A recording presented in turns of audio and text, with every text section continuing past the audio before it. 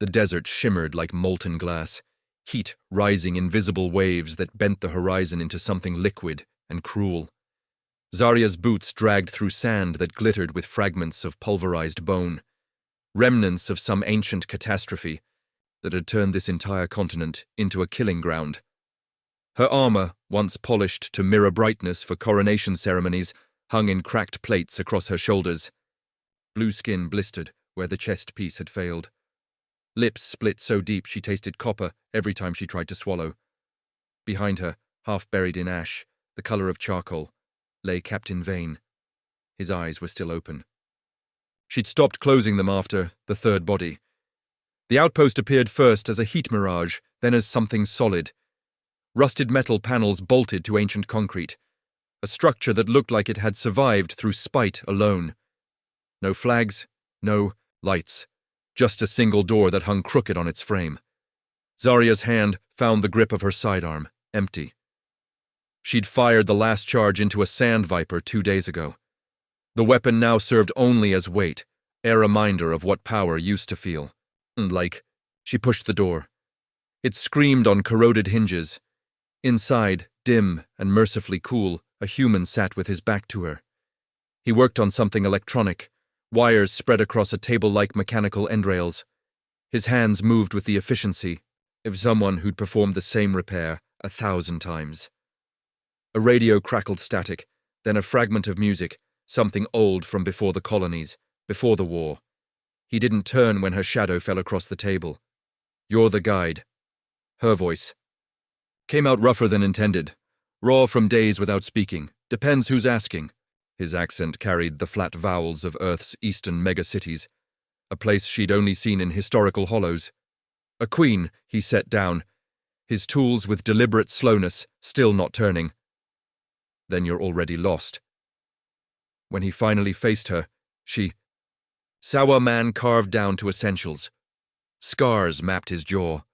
His eyes held the particular emptiness of someone who'd stopped expecting anything good. Prison tattoos marked his forearms, service numbers, unit designations. Something else she didn't recognize. "I can pay." She reached into her belt pouch, pulled out the ring, her mother's seal, obsidian set in gold alloy, the crest of the 7, spires etched so fine it caught the dim light. She placed it on the table between them. Alex Mercer picked it up, turned it over in calloused fingers, held it to the light, weighed it, then without ceremony, tossed it into the fire burning in a converted fuel drum. Zarya lunged forward. Too late. The ring landed in the coals. It didn't melt. He watched it, then nodded. Real metal. Real deal. He looked at her properly for the first time, gaze traveling from her cracked armor to her bleeding feet. Then the two. "Road's real too. Straight through hell. I'm aware of the route's reputation, are you?" He stood, and she realized he was taller than expected, built like someone who'd survived through strength and cunning in equal measure. Because reputation doesn't cover the acid storms, or the scavenger clans, or the fact that the last 3 people who hired me for this run didn't make it past the glass fields. I'm not like them. No. His mouth quirked, not quite a smile. "You're worse, you're desperate." The word hit like a punch. Because he was right. She could feel desperation in every nerve, every shallow breath. Her throne was held by her cousin, a man who'd smiled at her coronation and then ordered her guards to fire on her motorcade. Half her council was dead. The other half had scattered to rebel strongholds in the northern canyons if they were still alive. "When do we leave?" She kept her voice level. "After dark, storms coming in from the east. We can use it for cover if we time it right." He crossed to a locker, started pulling out gear. "You know how to drive." "I commanded 3 armored divisions."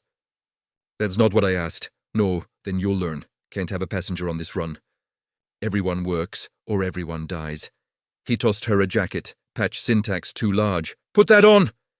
"Your armor's going to cook you before we hit the first waypoint." She caught it, hesitated. The armor was her last piece of royal identity. The one thing that marked her as more than just another refugee. "It's just metal," he said quietly, watching her face. "You're what's royal, not that junk." Zarya's hands moved to the class. They resisted, corroded by sand and heat. Alex crossed the space between them, Didn't ask permission. Just started working the frozen mechanisms with a multi-tool. His fingers brushed her collarbone. She flinched. Easy. His voice stayed neutral. I'm not going to hurt you. Everyone says that.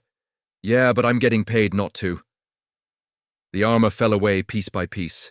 Without it, she felt naked, vulnerable, human, in a way she hadn't experienced since childhood. The jacket he'd given her smelled like machine oil, and dust hung past her knees. She rolled the sleeves up, avoided looking at her reflection in the metal wall. We've got 6 hours until dark, Alex said, returning to his gear. Get some sleep, there's a cot in the back. I don't need... You're swaying on your feet. Sleep or I leave you here. Your choice. She wanted to argue, wanted to command, but her legs were shaking, vision blurring at the edges. She found the cot, little more than canvas stretched over pipe, and collapsed onto it. The last thing she heard was the radio crackling back to life, playing something mournful and old. She dreamed of fire, of her captain's eyes still open in the ash. Night swallowed the desert like an act of mercy. The temperature dropped 40 degrees in an hour, turning the air knife sharp. Zarya woke to the sound of an engine coughing to life, a rover that looked like it had been assembled from 3 different vehicles and pure stubbornness. 6 wheels, all mismatched, armor plating welded in overlapping sheets. A roll cage that had seen combat. Alex sat in the driver's seat, hands working the controls with practiced ease. Get in. We're burning darkness. She climbed into the passenger. See, the seat was torn, patched with tape. Everything smelled like fuel and rust. The dashboard was a chaos of aftermarket instruments, half of them cracked or dead. Buckle up. He didn't wait for her to comply before slamming the accelerator. The rover lurched forward, tires chewing sand, and they shot into the darkness. For the first hour, neither spoke. The desert at night was a different creature, cold, vast, lit only by 3 moons that cast overlapping shadows.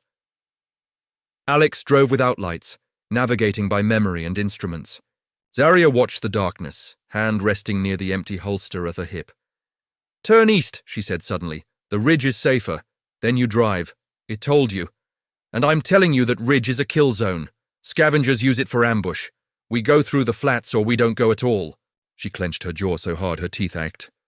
I fought wars for honor, and I smuggled medicine those wars forgot.